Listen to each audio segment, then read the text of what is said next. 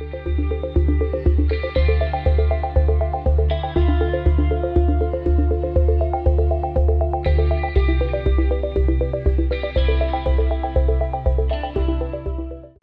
this is Zach with Warner Wound, and today I'll be taking a look at the Lundis Bleus 1100.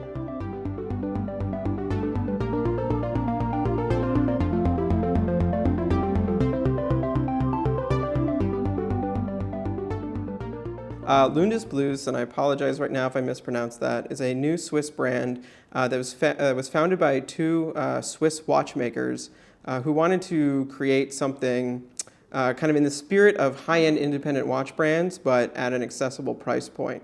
So a little bit about the founders. They're kind of interesting guys. They're seasoned watchmakers. They've worked for the likes of La Joux-Perret, Richard Mille, Corum. So they do a lot of the work in-house, a lot of the assembly. They do regulation of the movements, and they're really trying to kind of bring that aspect of really an independent watchmaker being literally a watchmaker in a room doing things himself, or in this case, two guys. To the accessible price kind of range. So this watch, in order to do that, though, they have to make things kind of in the, your typical micro-brand way. So there's a lot of outsourcing to other parts of the world. This isn't a Swiss-made watch, though it is, they're founded in Switzerland. And they're very transparent about where they make things and how they make things. In order to, they're not trying to hide anything. They're not claiming Swiss-made, but it is a Swiss brand. And I think, honestly, what they've achieved with this watch is pretty exceptional, and frankly seems like they're achieving their goal. I mean, before we even get into it, it's a really, a gorgeous watch that I think if you were to have, put in here and a high-end, independent made movement, if the case was white gold, the aesthetic of this watch, and frankly the finishing and the dial and everything, I mean, this could be a $10,000 watch, a $20,000 watch. However, they use a Miyota 9015 movement, they use a steel case, they manufacture in Asia, assemble in Switzerland and do their own, QC and regulation in Switzerland, and you end up with a watch that is $1,350 Swiss francs, which is about the same in USD, and I'm not 100% sure about the VAT there, so give or take a little bit. So it's a bit on the it's on the higher end for a Miyota 9015 watch, but I really think with watches like this, you have to let go of that sense that everything with this movement, in this case the 9015, has to be $500 or less. I really think that's something we have to get past, because there's a lot more going on with a watch, and in this case, there's a lot going on with the design, a lot of the finishing, and as far as the brand goes, things they're going to be doing in the future, I think also speak to a slightly higher price point. So now looking at this watch, it has a very interesting design all around, very contemporary, but still has like classical cues, I think, where you want them. The case is 40 millimeters in diameter, 46 millimeters lug to lug, about 11 millimeters tall, and that's to the top of a beautiful boxed sapphire crystal here. It has really good AR, so you probably barely even see it, but it does stand very tall over the watch. Beautiful just detail there. A really cool and fascinating detail about the watch case is kind of how it's made. So it's a two-part case. The middle case here is bowl-shaped, so it's widest at the top and it recedes back and down. And then there's the case back, and the case back actually includes the lugs on it. So the lugs actually come up around, and what they did was leave a little bit of a gap between the lug and the case.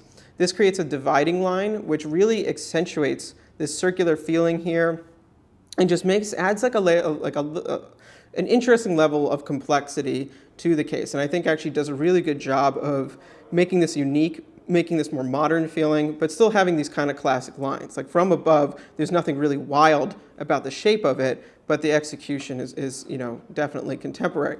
Right side, you have an interesting little crown shape here. It's a tapering shape. This was actually designed for like ergonomics sake, so because it angles like that, there's nothing that's going to dig into your hand ever. I like that consideration. It's a little hard to grab. Obviously, your finger's going to slide off if you do that. You can grab it, but you can get your fingernail underneath that lip there and pop the crown out. So that is easy enough. And it's an automatic movement, so no need to hand wind. Looking at the dial now, I think the dial really is just exceptional. So you have, it comes in a bunch of different colors. Here we have one that's kind of a steel color with rose gold accents. You get it with steel on steel, you get it black, you get all rose gold, all kind of galvanic metal dials with applied indices. So you have this kind of multi-layer surface here. In the center, you have this kind of granular texture. It's a really beautiful texture, has a kind of a feeling almost of a hand-worked surface. And then on top of that, you have this sort of chapter ring where all the indexes are, which is done in a brushed steel, circular brushing, which is a really just beautiful. I love how the light comes across this and it hits these surfaces different. The center picks up light with all these little dots and ridges. It almost looks bright, and then the outer edge looks darker. On that ring then you have two indexes. You have applied gold batons here for the hour. Very kind of just high-end look there. Obviously applied markers range on watches from the low end to the very, very high end. They're just, they just work very well here. I really like actually the contrast on this model with the rose gold on the steel. That's why we chose to review this model. Then in there you have a much more kind of technical index for the minutes and seconds. So you have long lines for the individual minutes, and then smaller lines for the individual seconds, and then there's a dividing line. So you kind of have two end indexes, sort of a minute on the inside and then sort of seconds on the outside, and then little numerals that straddle each of the batons there. That has sort of a feeling to me, it kind of reminds me of sector dials, something more technical but still kind of classy from just the history of watchmaking. And overall, you can see you have those classic elements, something that speaks to watches from the mid-century, but the overall feeling much more modern, much more avant-garde. And like I said, take that dial, put it in a watch that costs $10,000. You're really not going to blink an eye, at least in my opinion. A couple more interesting details. The logo here at 12 is very strange. It is an abstract version of an alcohol molecule.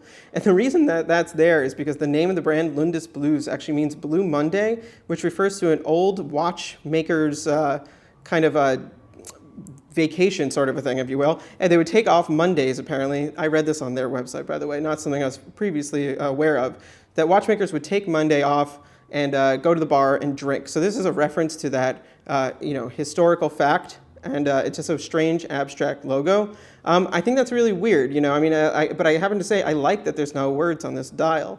All too often, words can be distracting. There's a hard balance to play here. The branding, though kind of strange, is in the end sort of subtle and just looks like a graphic. And to me, it has a very modern feeling. Looking at the date at 6, I really like the execution here. So you have a circular date window that's actually fit with a rose gold sort of cylinder. So that's not just on the surface, that actually goes all the way down this little tunnel here to the date. It can be a little dark, there's a bit of a shadow, and perhaps it might need to be widened a little bit, but in actuality, it's very easy to read the date. And I also like how that protrudes out and goes over the kind of pebbled area. So that's the one break of that circle, and I think that balances out nicely with the logo itself. Looking quickly at the hands, really beautiful hands here, unique shape, sort of this tapering blocks. This is really just a matter of execution and appropriate design. I don't really have anything to refer to them to. There's no loom or anything on them, but I just think they do a really good job. I really like how they're sized. So the hour just runs along that inner circle. The minute goes all the way through. Second hand, a very long tapering stick, but it is balanced really well. The case back of the Lundis Blue 1100 is very much worth a second look. As you can see immediately, it's a very different looking case back. So you have this very deeply stamped area where it says Lundis Bleus in it. There's no other details about the watch. You might be a little hard to see, but those letters are really kind of raised out of that area. That's from the stamping. They've polished, and everything around it is matte for a lot of contrast. And then in the center here, you have that abstract alcohol logo blown up and over a blue crystal through which you can see the Miyota 9015 movement. This just, it's creative, it's interesting, it's unique, and I think that's, just the kind of thing this brand is really about. Once again, this same case back, put a different, a high-end exotic movement under there. The case back could stay the same. That execution is just really interesting and really kind of cool. And, while it's still nice to see the Miyota 9015, I'm glad that they showed it there, rather than hide it entirely, it's not making it the star of the show. You can see it, but the fact is everything else on this watch is stuff that they designed, they made. The movement is the one part that gets brought in. So I like that it's not overly emphasized there. on the wrist, as you've been looking at it, the watch fits my 7-inch wrist really well. 40 millimeters, obviously a very modern size for a casual watch, but I think the proportions here and the way, the size of the dial, it all feels right and it feels appropriate to this watch. This isn't a watch that's trying to be a vintage throwback, nor is it trying to be a dress watch, so it doesn't need to be small. Instead, it's a kind of, an exotic sort of everyday casual watch, a watch with enough formal leanings that, it totally, works in an office environment, etc. Frankly, it would work with a suit as well, but it's not a slim little dress watch or anything like that. And I think this watch just looks exceptional. I really love the design, and I really get that kind of high-end, luxurious feeling off this watch, more so than other watches that I think have tried for that. One thing with this brand, I think that probably comes from the experience of the founders, is that it's not trying to emulate luxury, it's not trying to emulate haute horology, it's just built in the spirit of those things and from people who have worked, at brands that really did it. So it doesn't need to try to have those things going on. I think it really just succeeds at being that type of watch, just made in a way to be accessible, using a stock movement, using imported, manufacturing. And I think that was really smart because nobody else is quite, I think, achieving this level of design, in my opinion, at this price point right now. Quickly about the strap, beautiful suede strap, 19 millimeter lugs, obviously. Not as versatile as 18 or 20, but they're becoming more common out there. But it's a nice strap. I think it adds a little bit of an interesting, rugged look. So yeah, just to kind of wrap up with this one, this is a really cool, interesting watch by a very fascinating, new brand. I think for a first watch, it really shows, the level of experience these guys have and the direction they're going. I know they're moving into doing enamel dials, which I think is going to be really big for them, and doing them in a different way to kind of further bring something from the high end into a more accessible terrain. Once again, at $1,350, higher, more expensive than you might expect from a 9015 watch, but I think a totally justified price for such a kind of gorgeous, well-designed watch. And of course, you have to keep in mind they do a lot in-house, including regulation. Please read the article on Warner Wound. Follow us on Facebook, Instagram, and Twitter. Thank you.